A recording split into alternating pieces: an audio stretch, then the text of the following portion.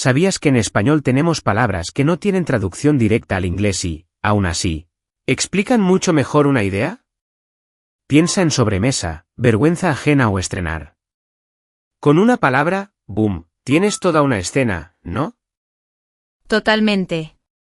Y la verdad, el mayor problema es que muchas personas traducen palabra por palabra y queda raro. Hoy vamos a darte frases listas para usar, para sonar más natural y oye, con más estilo. Hola, hola, gente bonita. Soy Carlos y estoy con María, con un café y muchas ganas. Vamos a entrar directo porque este tema, pues, nos encanta. Vamos con sobremesa. Es ese rato después de comer cuando no te levantas de la mesa y sigues charlando. No es solo tiempo, es un momento tranquilo y cálido, ¿sabes? Sí, no es como solo coffee time. La sobremesa es familia, risas, un poco de chisme, y paciencia.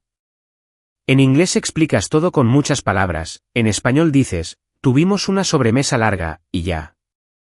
Hagamos un mini roleplay así, muy práctico. Imagina que estamos en un restaurante y yo aviso al camarero que, bueno, nos gusta quedarnos un poco. Buenas, ¿tenéis una mesa para dos? Comemos rápido, pero nos gusta hacer sobremesa un ratito. Prometemos no molestar, ¿vale? Claro, gracias. Y si es posible una mesa tranquila, porque nos encanta la sobremesa para hablar con calma.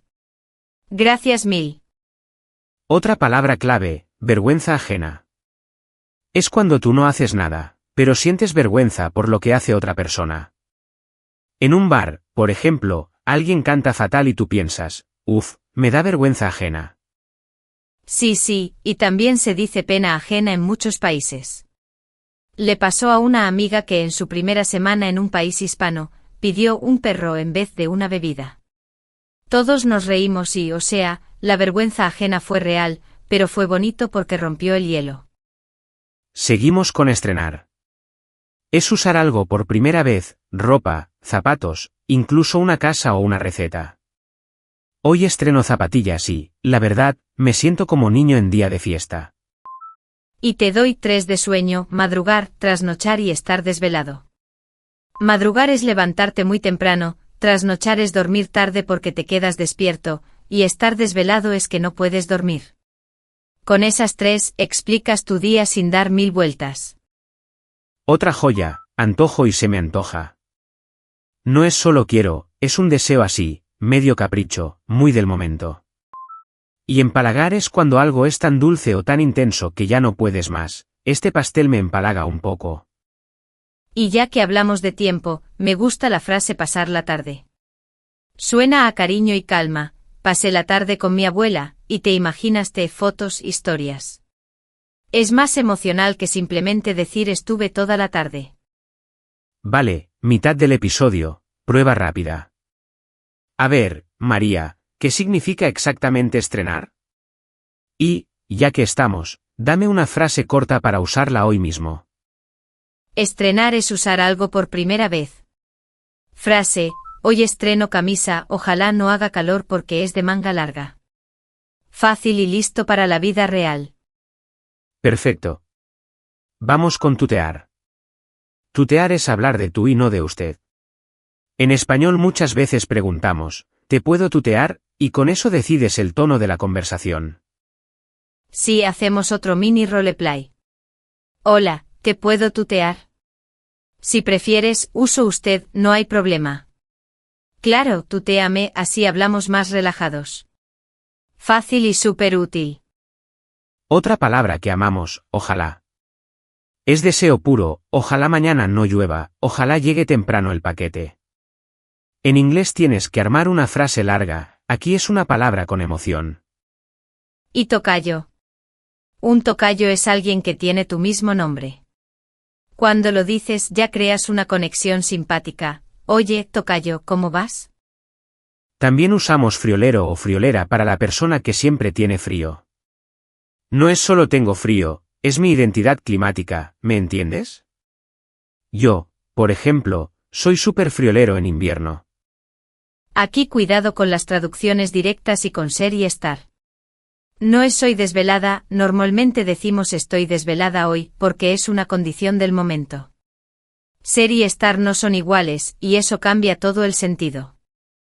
Vamos con un segundo roleplay, ahora en la oficina.